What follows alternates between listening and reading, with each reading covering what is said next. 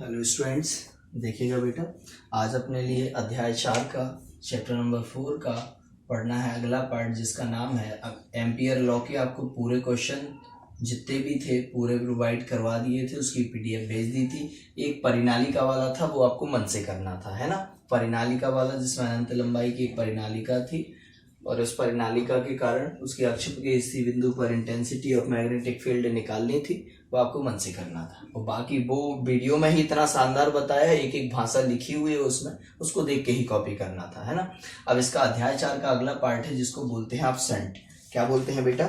Shunt. ध्यान रखिएगा, shunt एक लो रेजिस्टेंस वायर है, एक अल्प प्रतिरोध का तार है, लेकिन कमाल का है।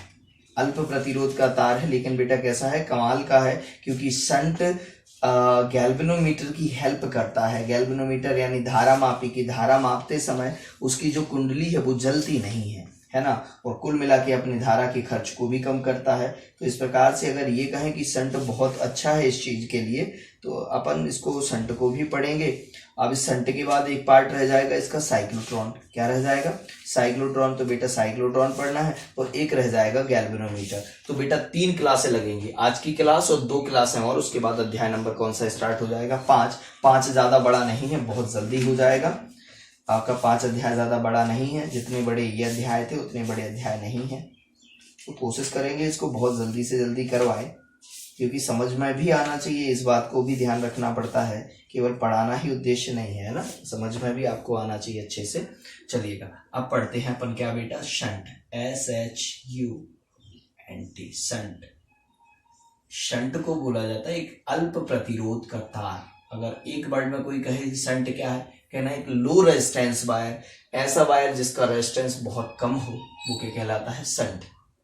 ठीक है ना। ये किसकी हेल्प करता है? धारा मापी की, गैल्वेनोमीटर की। किसकी करता है? गैल्वेनोमीटर या धारा मापी की हेल्प करता है, यानी धारा मापी की कुंडली को, कॉइल ऑफ गैल्वेनोमीटर को ध्यान रखना, जलने से बचाता है। जलने से यानी कि उसको, उसकी जो कुंडली, उसके वायर मेल्ट ना हो जाए इतनी ज्यादा धारा लेकर, इसलिए ये शंट उसको क्या करता है? बचाता है। तो सबसे पहले क्वेश्चन क्या आता है, ध्यान रखना, most IMP VIMP question, most IMP question है बेटा शंट। शंट इतना ज्यादा इंपॉर्टेंट है, ये आप ये मान के चलो कि हर 2 साल में 1 साल रिपीट होता है। शंट इतना ज्यादा इंपॉर्टेंट है, तो शंट को तो आप बहुत अच्छे से याद रखिएगा कि ये वेरी इंपॉर्टेंट है, मोस्ट इंपॉर्टेंट है। आपको जो बोलना है इसको याद जरूर करना है बहुत अच्छे से, एक एक चीज। क्वेश्चन आता है शंट क्या है, इसके प्रतिरोध के लिए, इसके रेजिस्टेंस, आपने कहा कि अल्प प्रतिरोध होता है, तो इसके रेजिस्टेंस का व्यंजक फाइंड करिएगा, इसके प्रतिरोध के लिए आवश्यक सूत्र निगमित कीजिएगा, ऐसे करके क्वेश्चन आएगा। बात समझ रहे हो कि नहीं? और फिर बाद में आते हैं कि भाई शंट के एडवांटेज और डिसएडवांटेज बताओ। तो शंट के एडवांटेज और डिसएडवांटेज भी बताना होता है, यानी और उपयोग भी लिखना होता है इसके। तो शंट के उपयोग बताओ और इसके एडवांटेज डिसएडवांटेज बताओ, लाभ हानि बताओ शंट की। तो अपन शंट को पढ़ते हैं पहले और फिर शंट के बारे में सब कुछ जानेंगे। पहला क्वेश्चन करते हैं, शंट क्या है और शंट के लिए आवश्यक प्रतिरोध वाला व्यंजक, डेरिवेशन करते हैं। इसको इंग्लिश और हिंदी दोनों में हम भेज देंगे, आप बहुत अच्छे से शंट को लिख लीजिएगा। आज आपको शंट और शंट से रिलेटेड छोटी मोटी चीजें पढ़नी है और इस क्लास में ये टोटल फिनिश कर देंगे, ठीक है ना, शंट फिनिश कर देंगे, ठीक है। अब देखिएगा शंट क्या होता है। तो शंट एक अल्प प्रतिरोध का वायर है। Shunt is a low resistance wire. Shunt अल्प प्रतिरोध का तार है। ये किसकी डेफिनेशन है? परिभाषा है ना, परिभाषा है शंट की। क्या है परिभाषा शंट की? कि शंट एक अल्प प्रतिरोध, लो रेजिस्टेंस वायर, अल्प प्रतिरोध का तार है। शंट एक अल्प प्रतिरोध का तार है जिसे, शंट एक अल्प प्रतिरोध का तार है, तो लिखेंगे it is a wire of low resistance connected in parallel is the coil of a galvanometer. Shunt एक अल्प प्रतिरोध का तार है जिसे धारामापी के साथ, गैल्वेनोमीटर के साथ कैसे कनेक्ट किया जाता है? पैरेलल, है ना, जिसे धारामापी के साथ किस क्रम में जोड़ा जाता है? समांतर क्रम में जोड़ा जाता है, जिसे धारामापी के साथ समांतर क्रम में जोड़ा जाता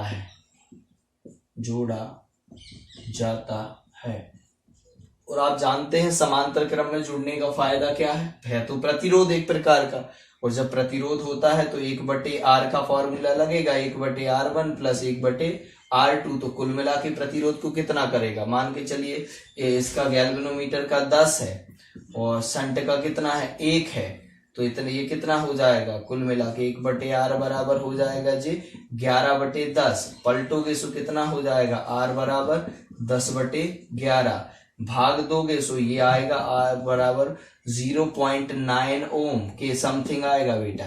अब आप कहोगे 1 ओम तक नहीं आया, जबकि गैल्वेनोमीटर का कितने ओम था 10, और शंट जोड़ने से 10 से घट के कितना बचा 0.9 बचा कि नहीं। ये 10 किसका है गैल्वेनोमीटर का, 1 किसका है मान के चलो शंट का, तो दोनों का मिला के कितना होना चाहिए 10 और 11, लेकिन किस क्रम में जोड़ा समांतर क्रम में, तो समांतर क्रम में 11 होने के बजाय कितना हो गया 0.9 यानी 10/11। तो शंट जोड़ने का फायदा ये है कि जब प्रतिरोध कम हो जाएगा तो धारा भी खर्च कम होगी, और पहली बात ज्यादा अगर धारा ले लेता तो वो जल जाता, कम धारा लेगा तो जलेगा भी नहीं, उसकी कुंडली जलेगी भी नहीं, डिस्ट्रॉय भी नहीं होगी, खराब भी नहीं होगी।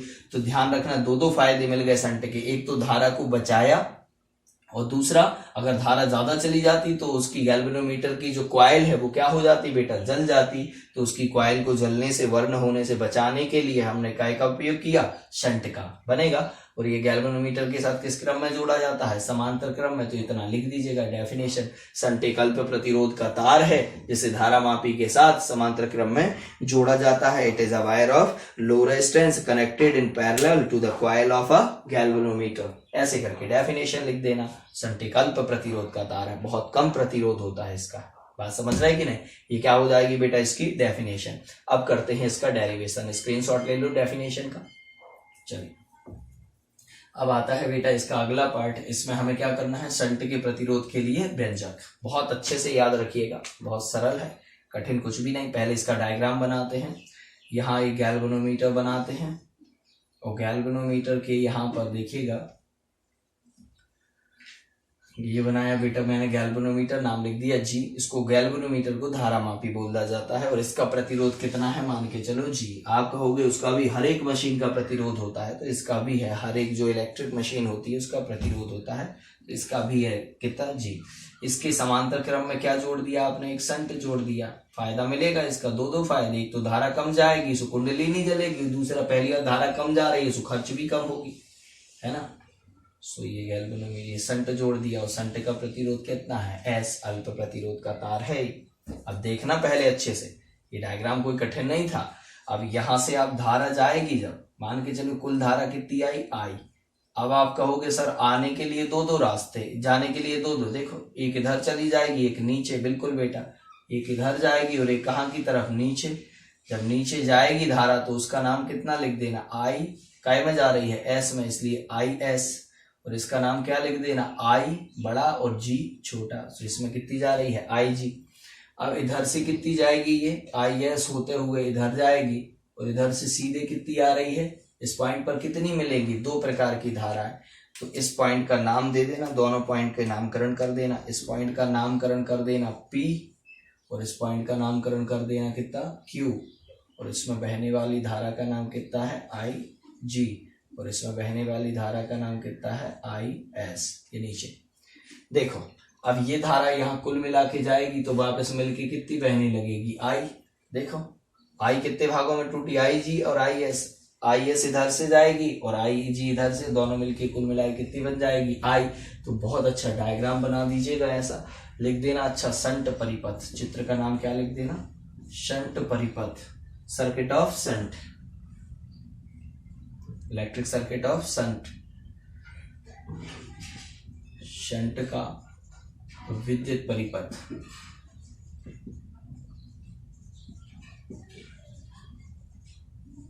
ये चित्र का नाम हो जाएगा। अब आप कहोगे सर फाइंड क्या करना है, फाइंड एस करना है बेटा। एस मतलब कि शंट का अल्प प्रतिरोध होता है तो कितना होता है वो एस फाइंड करिए, एस का फॉर्मूला निकाल के बताइएगा। प्रतिरोध है इसलिए मात्रक तो ओम आएगा, ये पता है, लेकिन आप शंट का प्रतिरोध कितना होता है ये तो बताइएगा कि शंट का प्रतिरोध कितना होता है। तो पहले आपको बेटा ये डायग्राम बना लेना है। डायग्राम बनाने के बाद संट की परिभाषा तो हो ही गई कि संट एक अल्प प्रतिरोध का तार है जिसे धारामापी के साथ समांतर क्रम में जोड़ा जाता है ना। कोई पूछे क्यों, तो वो बात की बात है, वो यूजेस में आ जाएगा कि धारामापी की कुंडली को बचाने के लिए, जलने से बचाने के लिए, है ना, उसकी कुंडली को या कॉइल को वर्ण होने से बचाने के लिए, हमें सेफ रखने के लिए क्या जोड़ना पड़ता है, संट जोड़ना पड़ता है। तो ये उसका उपयोग हो जाएगा, बनेगा। अब यूजेस की बात तो बाद में करेंगे, अब पहले यहाँ पर ये हो गया। उसके बाद देखिए इसकी बनावट क्या लिखनी है। इसकी बनावट में लिखना है, माना धारामापी की कुंडली का प्रतिरोध, माना धारामापी या कुंडली, एक धारामापी की कुंडली का प्रतिरोध कितना है, जी है। धारामापी का नहीं होता, धारामापी के अंदर जो कॉइल होती है उसमें वायर होता है, उसका प्रतिरोध होता है। तो अपन बोलते हैं धारामापी की कुंडली का, माना धारामापी की कुंडली का प्रतिरोध जी है तथा संट का प्रतिरोध कितना है, एस है, तथा संट का प्रतिरोध एस है। और परिपथ में बहने वाली कुल धारा कितनी है, आई है। परिपथ में बहने वाली कुल धारा कितनी आई है, जो पी से ए पर आकर दो भागों में विभाजित हो जाती है। धारा का एक भाग आई जी धारामापी में प्रवाहित होने लगता है और शेष भाग आई एस संट में प्रवाहित होने लगता है, बनेगा। आता है ओम के नियम से, आता है ओम के नियम से। अब ओम का नियम कितना होता है बेटा, V बराबर आई आर, पढ़ा होगा आपने, V बराबर कितना, आई आर। ओम का नियम तो निर्मित तक किया है अपन ने, तो वो ओम का नियम लग जाएगा इधर। फिर से सुनो, चित्र में संट का विद्युत परिपथ प्रदर्शित है। क्या बेटा, चित्र में संट का विद्युत परिपथ प्रदर्शित है। इसमें धारामापी जी का प्रतिरोध कितना है, धारामापी का प्रतिरोध जी है तथा संट का प्रतिरोध कितना है, एस है। परिपथ में बहने वाली कुल धारा कितनी है, आई है, जो सिरे पी पर आकर कितने भागों, दो भागों में, आई जी और आई एस में विभाजित हो जाती है। धारा का एक भाग आई जी काय में बहने लगता है, धारामापी जी में प्रवाहित होने लगता है, और शेष भाग, दूसरा भाग नहीं लिखोगे, क्या लिखोगे, शेष भाग कौन सा, आई एस संट एस में प्रवाहित होने लगता है। अतः ओम के नियम से जब धारा बहेगी तो इसके सिरों पर क्या उत्पन्न हो जाएगा, विभवांतर। नियम है कि किसी तार में धारा बहेगी तो उसके सिरों पर विभवांतर, किसी मशीन में धारा बहेगी तो उसके सिरों पर विभवांतर। तो लिखोगे ओम के नियम से धारामापी जी के सिरों पर विभवांतर। काय के सिरों पर बेटा, धारामापी जी के सिरों पर विभवांतर। उसका नाम क्या देना, भी। विभवांतर का नाम कितना देते हैं, भी। लेकिन ये किसका है, जी का है, इसलिए छोटा यहाँ जी बना देना। बड़ा जी भी बना सकते हो, छोटा भी बना सकते हो, मैंने छोटा वाला बना दिया। तो भी जी बराबर, भी बराबर फॉर्मूला क्या होता है, आई आर।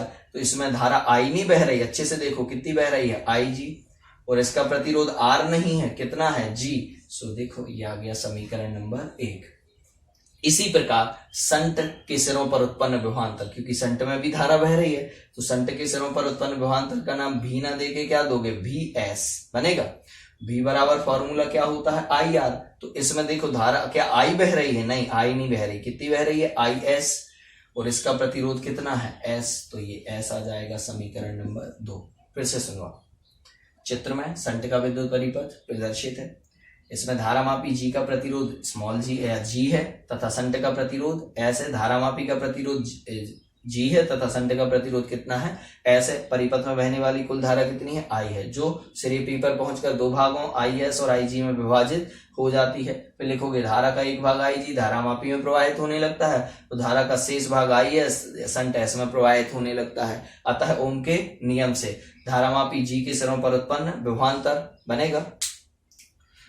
काय के, धारामापी जी के सिरों पर विभवांतर, potential difference both point of galvanometer बनेगा। दोनों के सिरों पर उत्पन्न विभवांतर, तो कितना आ जाएगा, Vg बराबर Ig इंटू जी और Vs बराबर Is। इसी प्रकार संट के सिरों पर उत्पन्न विभवांतर Vs बराबर Is इंटू एस। फिर क्या लिखोगे, चूंकि धारामापी के दोनों सिरे क्या है, P और Q, और संट के दोनों सिरे भी क्या है, P और Q। क्या लिखोगे, चूंकि संट और धारामापी दोनों ही P और Q के बीच जुड़े हैं, इसलिए उन पर विभवांतर क्या होगा, समान। क्या लिखोगे, चूंकि शंट व धारामापी दोनों ही, देखो चूंकि संट और धारामापी दोनों ही कहाँ जुड़े हैं बेटा, चूंकि संट व धारामापी दोनों ही काय के बीच में, देखो चूंकि संट और धारामापी दोनों ही, संट और धारामापी दोनों ही कहाँ जुड़े हैं, देखो दोनों ही P व क्यू के मध्य जुड़े हैं। चूंकि सेंट और धारामापी दोनों ही पी और क्यू के मध्य जुड़े हैं, इसलिए उनके शिरों पर विभवांतर समान होगा। इसलिए उनके शिरों पर विभवांतर कैसा होगा बेटा? समान होगा। बनेगा। तो इसका मतलब VG बराबर क्या हो जाएगा? BS। क्यों? क्योंकि दोनों देखो, G के दोनों सिरे क्या है? P और Q, और S के दोनों सिरे भी क्या है? P और Q। तो मैंने पहले ही कहा था, जब दोनों सिरों के बीच में ही जुड़ी हूं बहुत सारी चीजें, तो सभी पर विभवांतर क्या होगा? समान। ऐसा आप संधारित्र में भी पढ़ चुके हैं, कैपेसिटर में। संट और धारामापी दोनों ही P और Q के मध्य जुड़े हैं, इसलिए उनके सिरों पर विभवांतर क्या होगा? समान होगा। अर्थात VG बराबर कितना बेटा? VS। फिर लिख देना समीकरण 1 और 2 से। अब मैं इसको साफ कर देता हूं यहां से। समीकरण 1 और 2 से VG का मान रख दो और VS का रख दो। बनेगा? चलिएगा, क्या आ जाएगा? समीकरण 1 और 2 से। कैसे बेटा? समीकरण 1 व 2 से बोलो, VG का मान कितना है? IG इंटू G बराबर VS का मान कितना है? IS into S। सो ये आ जाएगा बेटा IS इंटू S। अब देखो यहां पर देखिएगा बेटा, इतना होने के बाद आपके लिए क्या करना है?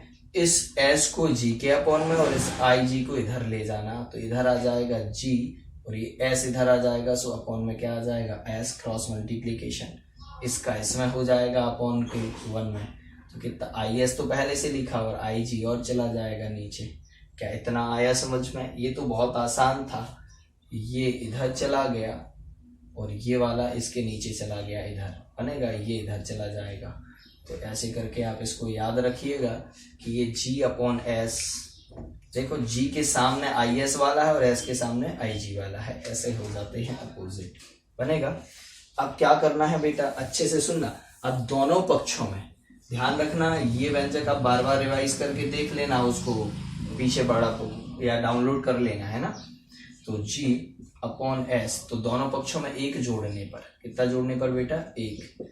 याद रखना पड़ेगा, ये दोनों पक्षों में 1 जोड़ने पर, जोड़ दें 1। बोलो कितना आ जाएगा? G अपॉन S प्लस 1 बराबर कितना? IS अपॉन IG प्लस में कितना? 1। चलो, इसके बाद कितना आ जाएगा बेटा? लघुत्तम कितना आएगा? आप कहोगे S का गुणा 1 में हो जाएगा, सो S हो जाएगा। तो ऊपर कितना आ जाएगा? G प्लस S बराबर IG का गुणा 1 में होगा, सो कितना आएगा? IS प्लस IG और अपॉन में कितना रहेगा? IG। इतना तो आया समझ? अच्छा, एक चीज बताओ हमको, ये क्या है? आप कहोगे संट में बहने वाली धारा, और IG क्या है? धारामापी में बहने वाली धारा। कैल्विनोमीटर में फ्लो करंट और संट में फ्लो करंट IS, दोनों मिलेंगे तो वापस से कुल धारा कितनी बन जाएगी? I। तो कितना आ जाएगा? G plus S upon S बराबर इधर बन जाएगा I और इधर बन जाएगा कितना? IG। बनेगा? क्यों? यहां पर आप लिख सकते हो, चूंकि I बराबर कितना? IG प्लस IS, तो इन दोनों को ऐड करके टोटल करंट कितना बन जाएगा बेटा? I। बनेगा? अब दोनों का क्या कर देना? व्यतक्रम। दोनों का क्या कर देना? व्यतक्रम कर दें।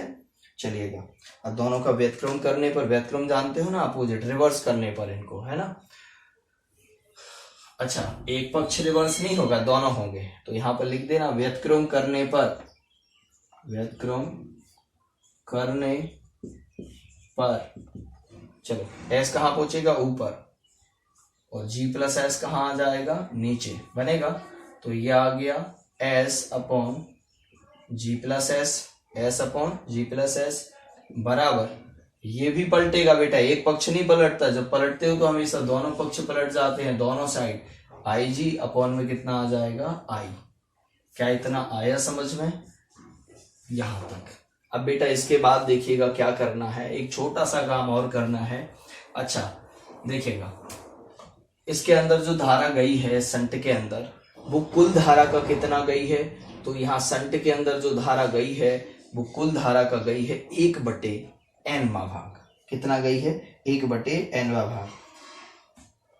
ऐसे ही आप ये भी कह सकते हो कि धारा मापी में कितनी गई, कुल धारा का 1/n। कुल धारा 10 जा रही थी और इसमें 1/5 चली गई इसका, तो इसका मतलब कितने एम्पियर चली गई? 2 एम्पियर। तो आप बात समझिएगा।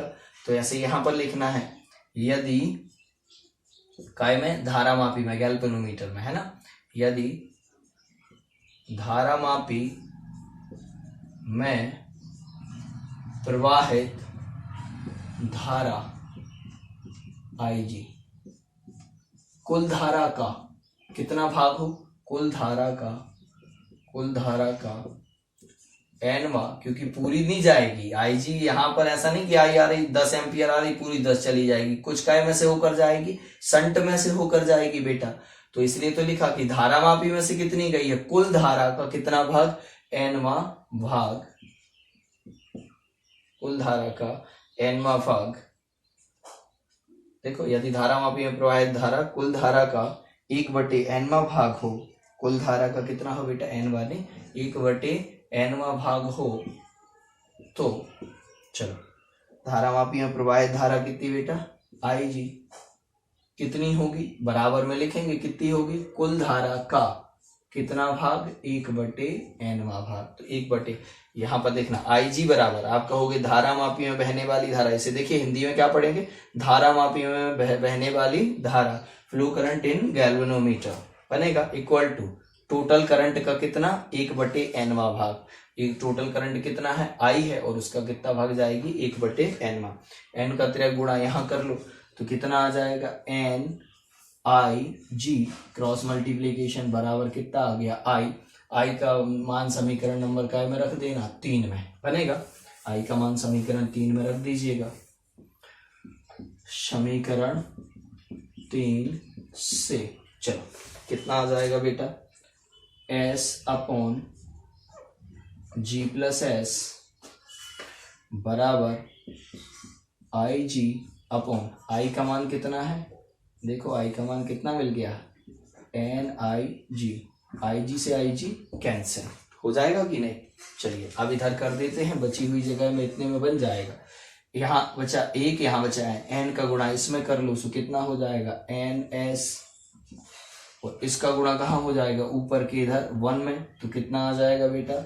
G + S हो जाएगा कि नहीं? कितना हो जाएगा? G + S। चलिएगा S वाले एक तरफ कर लो, तो यहाँ आ जाएगा NS - S, ये S इधर आके काय का हो जाएगा? माइनस, बराबर में क्या बचेगा? G। दोनों में से क्या कॉमन है? S, तो इधर आ जाएगा N-1 और बराबर में कितना आ जाएगा? G। इस N-1 को कहाँ ले जाना? अपॉन में, सो S बराबर आ जाएगा G/N-1, G/N-1। S क्या है? आप कहोगे संट का प्रतिरोध, G क्या है? धारा मापी का प्रतिरोध, N क्या है? जितना भाग काय में से होकर बह रहा है धारा मापी में से, वो n-वा भाग कहलाता है। इसलिए इसका मात्रा क्या हो जाएगा? ओम। तो ऐसे करके ओम लिख दीजिएगा। लिखना आइए, this is a required expression for resistance of shunt.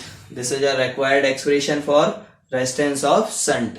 यही संट के प्रतिरोध के लिए आवश्यक सूत्र है, आवश्यक व्यंजक है, बनेगा। तो संट का प्रतिरोध इतना होना चाहिए G/N-1। ये फॉर्मूला भी याद रखना, कभी कभी आपको इसका प्रतिरोध दे दें, धारा का यहाँ भाग दे दें, कहेंगे संट का प्रतिरोध कैलकुलेट करो, तो आपको इसका व्यंजक याद होना चाहिए। बात समझ रहे कि नहीं बेटा? ध्यान रखिए, इसे दोबारा समझाने से अच्छा आप वीडियो को बार बार रिवाइज करके देख लीजिएगा। 2 बार अकेले करके देख लो, हम 100% कह रहे हैं कि आपसे पूरा व्यंजक बिना देखे बहुत अच्छे से बनने लगेगा, बस देखते जाइए, है ना।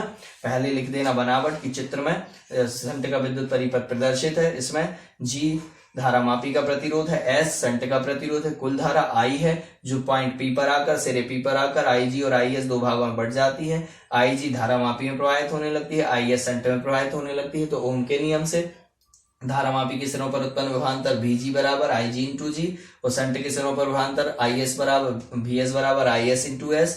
चूंकि दोनों ही काय के बीच में जुड़े हैं पी और क्यू, इसलिए विभवांतर क्या कर देना, समान समान करते गए। एक समय ऐसा आएगा कि आई एस प्लस आई जी बराबर कुल मिला के कितना हो जाता आई, फिर व्युत्क्रम कर देते हो, व्युत्क्रम करने के बाद ये लिखते हो यदि धारा मापी में प्रवाहित धारा आई जी, जो ये धारा कितनी है आई जी, कुल धारा का कितना है 1/n भाग हो, तो आई जी बराबर क्या लिखना, कुल धारा का 1/n भाग। तो बस यहाँ से देखो ये आई जी का मान एन आई जी, यहाँ एन का आई जी में गुणा कर देना, तिरक गुणा, और बस इस समीकरण में इस आई की जगह पटक देना। तो ऊपर कितना है आई जी, नीचे कितना आ गया एन आई जी से आई जी कैंसिल हो गया, तो 1/n बचा, इसका यहाँ गुणा, इसका यहाँ गुणा, तो इतना आ गया। फिर एस वाले एक तरफ कर लिए, तो एस बराबर कुल फाइनल इतना आ गया। आपकी संट की परिभाषा हो गई, उस संट के प्रतिरोध के लिए आवश्यक क्या हो गया, व्यंजक। ये दो चीजें कंप्लीट हो गई। अब आता है संट के उपयोग, है ना, यूजेस ऑफ संट। देखिएगा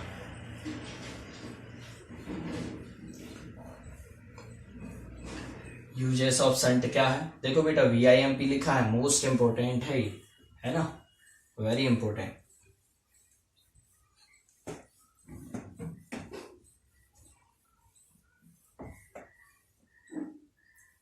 अब आते हैं यूजेस ऑफ संट, संट के उपयोग।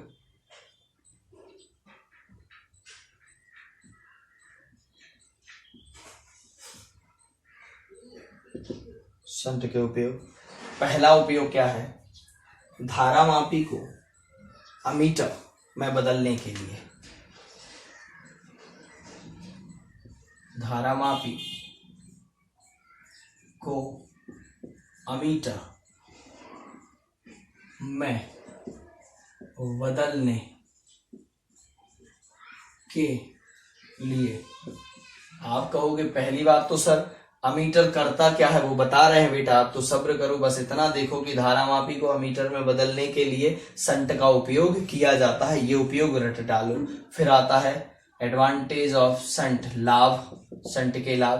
पहला लाभ क्या हो गया, परिपथ में धारा कम खर्च होती है, क्योंकि कुल प्रतिरोध 10 ओम से देखा था कि 0.1 ओम बचा था, 9 ओम बचा था, तो कहने का मतलब प्रतिरोध रेजिस्टेंस बहुत कम कर देता है, क्योंकि ये किस क्रम में जोड़ा जाता है, संट किस क्रम में जोड़ा जाता है, धारा मापी जी के साथ समांतर क्रम में जोड़ा जाता है, तो प्रतिरोध कम करता है। तो पहला लाभ क्या मिल गया आपको, इसका पहला लाभ ये हो गया कि ये गैल्वेनोमीटर की जो कॉइल है उसको प्रोटेक्ट करता है वर्ण होने से, करता है कि नहीं, तो यहाँ पर आएगा it protect the coil of a galvanometer from burning बनेगा।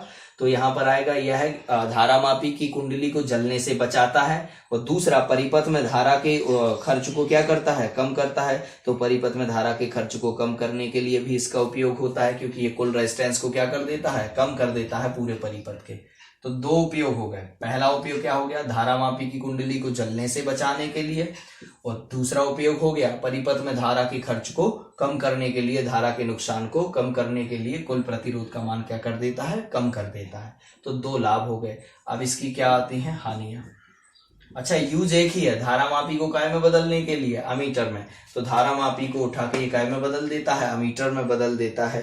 तो धारा मापी को अमीटर में बदलने के लिए संट का उपयोग किया जाता है, बनेगा।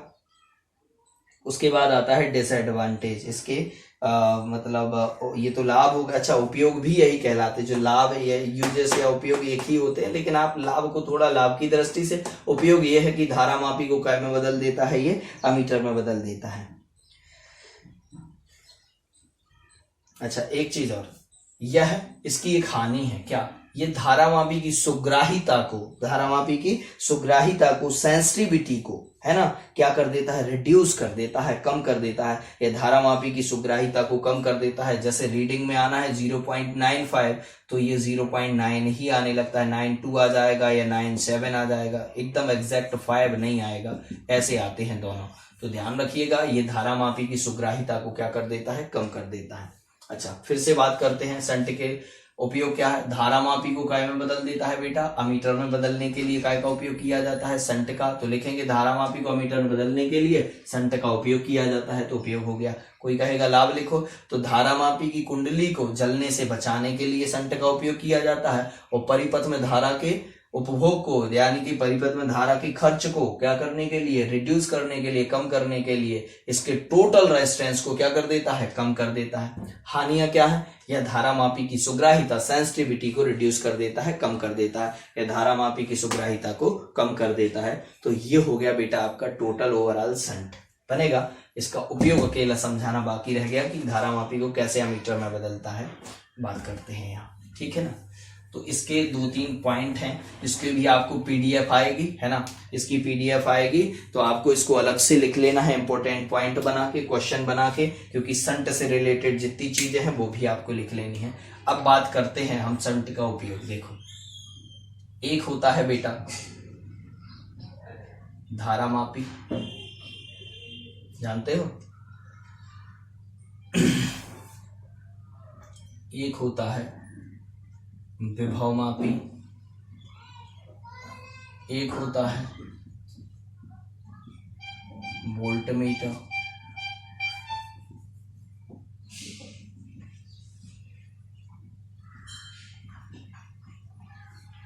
एक होता है अमीटर। इस चैप्टर में अमीटर और वोल्टमीटर हैं, ये ज्यादा आपको पढ़ने हैं। अच्छा, धारा को सबसे अच्छा कौन मापता है, धारामापी और अमीटर, दो में से तो अमीटर मापता है। ये नुकसान भी कम करता है धारा का और जल्दी से माप देता है, और इसकी कुंडली और कॉइल जलती भी नहीं है। तो ध्यान रखना, धारामापी से ही अमीटर बनता है। धारामापी से क्या बनता है, अमीटर। धारामापी में कुछ नई चीज जोड़नी पड़ती है, इसका नाम होता है क्या, शंट। तो इसका मतलब यहां पर आएगा कि धारामापी G और ये आ जाएगा अमीटर A बनेगा। तो यहां पर आएगा धारामापी, अच्छे से सुनना, धारामापी प्लस शंट बराबर में क्या मिलने वाला है, अमीटर। ध्यान रखना, लेकिन ये जोड़ते हैं, लेकिन जोड़ना दो क्रम में होता है। किस क्रम में, समांतर और श्रेणी। तो समांतर में जोड़ना होता है, तो ये क्या बन जाता है, अमीटर बनेगा। अच्छा, कभी भी आए कि धारा को मापने के लिए किस उपकरण का प्रयोग किया जाता, तो धारामापी नहीं टिक करिएगा, क्या टिक करिएगा, अमीटर। धारा को मापने के लिए किसका प्रयोग करते हैं, अमीटर का, क्योंकि अमीटर का प्रतिरोध बहुत कम होता है, इसलिए पूरी धारा को माप देता है, ठीक है। वोल्टमीटर और वोल्टेज के मापन के लिए विभव या विभवांतर या पोटेंशियल डिफरेंस को या ईएमएफ को मापने के लिए इनका उपयोग करते हैं। तो ज्यादा अच्छा कौन है, विभव मापी। ये आप पढ़ चुके हैं कि विभव मापी वोल्टमीटर से क्या होता है, श्रेष्ठ होता है, अच्छा होता है। तो ये होता है विभव मापी। अब बात करते हैं आगे, अच्छे से सुनना बेटा, ये इंपॉर्टेंट क्वेश्चन है और हर हाल में 100% एक विकल्प जरूर आएगा। 100% बोल रहे कि इससे एक विकल्प जरूर आता है, और वो उन्हीं से बनता है जो इसको बहुत अच्छे से वॉच कर रहे हैं, है ना, उन्हीं से बनेगा बेटा, क्योंकि इसमें समझना ज्यादा है। देखो, ये है धारामापी, इसको इंग्लिश में गैल्वेनोमीटर कहा जाता है। इसके साथ दो प्रॉब्लम है बेटा। देखो, अगर इसके यहां पर एक अल्प प्रतिरोध यानी शंट जोड़ दोगे, अच्छे से देखना, धारामापी या गैल्वेनोमीटर, कैसा प्रतिरोध, अल्प प्रतिरोध, या इसका एक और नाम है क्या, शंट। किस क्रम में, समांतर क्रम में जोड़ दोगे। तो अब ये जो युक्ति बनती है, ये पूरी की पूरी युक्ति, ये पूरी मशीन बनी है, जो ये यहां से लेके यहां तक, ये पूरी मशीन, इसका नाम फिर अब धारामापी और शंट नहीं बोलते, इसका नाम हो जाता है अमीटर। तो क्वेश्चन क्या आता है, धारामापी को अमीटर में कैसे बदलते हैं। तो एक लाइन का आता है, वन वर्ड का, एक वाक्य में उत्तर दीजिएगा, एक सेंटेंस में 1 नंबर का आता है कि धारामापी को अमीटर में कैसे बदलोगे, धारामापी को अमीटर में कैसे बदलोगे। तो लिखना होता है, धारामापी के समांतर क्रम में एक अल्प प्रतिरोध का तार जोड़कर उसे अमीटर में बदला जा सकता है। क्या लिखोगे, धारामापी के किस क्रम में, समांतर क्रम में एक अल्प प्रतिरोध जोड़कर उसे काय में बदला जा सकता है, अमीटर। कहते हैं ठीक है, अमीटर बन गया, अब इसे बाह्य परिपथ में जब जोड़ोगे, जब नापने के लिए, धारा को मापने के लिए करंट को, तो बाह्य परिपथ में किस क्रम में जोड़ा जाता है? तो मन में आएगा कि सर जब अंदर बनावट हुई थी तो समांतर क्रम का प्रयोग हुआ था, इसलिए इसे अब बाह्य परिपथ में किस क्रम में जोड़ेंगे? श्रेणी क्रम में यानी सीरीज में जोड़ेंगे। तो ध्यान रखना, अमीटर को बाह्य परिपथ में किस क्रम में जोड़ा जाता है? श्रेणी क्रम में। और कोई पूछे अमीटर, एक अगर आदर्श अमीटर है तो उसका प्रतिरोध कितना होना चाहिए? 0 होना चाहिए। आदर्श अमीटर का ये पॉइंट है ना, आदर्श अमीटर का, आदर्श का मतलब होता है जो बिल्कुल नोवेल हो, है ना, जो नोवेल हो, एकदम ऐसे काम करता हो जैसे कहते हैं ना कि कोई मशीन 100% फ्यूल डालो और 100% एफिशिएंसी दे दे, ऐसे। वैसे तो बना नहीं, लेकिन अगर पूछ रहे हैं कि अमीटर का प्रतिरोध क्या होना चाहिए? कम। जैसे इसका 10 था, इसका 1 था, कुल मिला के 0.9, यानी कम तो था। तो कम होते होते अगर कितना बच जाए, कितना? 0 बच जाए, तो वो आदर्श अमीटर। तो आदर्श अमीटर का प्रतिरोध पूछा जाता है कितना होता है? 0 होता है बेटा, 0 होता है। आदर्श अमीटर का प्रतिरोध कितना होता है? 0 होता है। आप इसको याद रखिएगा, आदर्श अमीटर का प्रतिरोध। कोई पूछे अमीटर को बाह्य परिपथ में, तो अमीटर को बाह्य परिपथ में किस क्रम में जोड़ा जाता है? ये रटना मत, ऐसे याद रख लो। अमीटर बना कैसे? धारामापी के अंदर उसको, अमीटर को बाजार से लाए, आप खोल के देखा तो ऊपर धारामापी था और समांतर क्रम में क्या जुड़ा था? संट जुड़ा था। आप कहोगे अंदर की बनावट में सर समांतर क्रम यानी पैरेलल कॉम्बिनेशन का यूज हो गया। तो अब पैरेलल कॉम्बिनेशन के अंदर जब यूज हो गया, तो जब इसे अब बाह्य परिपथ में जोड़ेंगे तो किस क्रम में? श्रेणी क्रम में। तो लिखेंगे अमीटर को बाह्य परिपथ में, आउटर सर्किट में, है ना, बाह्य परिपथ में किस क्रम में? श्रेणी क्रम में जोड़ा जाता है। श्रेणी क्रम में जोड़ा जाता है। एक और क्वेश्चन लिख लेना कि धारामापी के साथ समांतर क्रम में अल्प प्रतिरोध जोड़कर उसे काय में बदला जा सकता है? अमीटर में बदला जा सकता है। ऐसा क्वेश्चन बन के आता है, वो भी आपको पीडीएफ सेंड कर देंगे, ये याद रखिएगा। आदर्श अमीटर का प्रतिरोध कितना? 0। अमीटर को बाह्य परिपथ में किस क्रम में जोड़ा जाता है? तो श्रेणी क्रम में या सीरीज में जोड़ा जाता है। अब उसके बाद देखिएगा, उसको साफ कर देते हैं हम, देखिएगा। अब बेटा अगला अपना जो पार्ट है, इसी में ये क्या है? आप कहोगे धारामापी अभी तो बनाया था। अब बेटा इसके समांतर क्रम में नहीं, समांतर क्रम में नहीं जोड़ेंगे इस बार अपन जोड़ेंगे श्रेणी क्रम में। और अभी कैसा प्रतिरोध जोड़ा था? अल्प। अब अल्प की जगह क्या जोड़ोगे? उच्च प्रतिरोध। तो ध्यान रखना, ये उच्च प्रतिरोध। तो धारामापी के साथ अभी समांतर क्रम की जगह आप क्या बोलोगे? श्रेणी क्रम में कैसा प्रतिरोध? अल्प की जगह उच्च प्रतिरोध जोड़कर इसे वोल्ट मीटर में बदला जाता है। तो धारामापी काय में बदल गया अपना? वोल्ट मीटर में बनेगा। तो वोल्ट मीटर का प्रतिरोध, कोई पूछेगा, देखो उच्च जोड़ा है क्या करने के लिए? प्रतिरोध को बढ़ाने के लिए जोड़ा कि नहीं? तो बढ़ाते बढ़ाते कितना हो जाए? अनंत हो जाए। तो आदर्श वोल्ट मीटर कहलाता है। आदर्श वोल्ट मीटर या विभवमापी का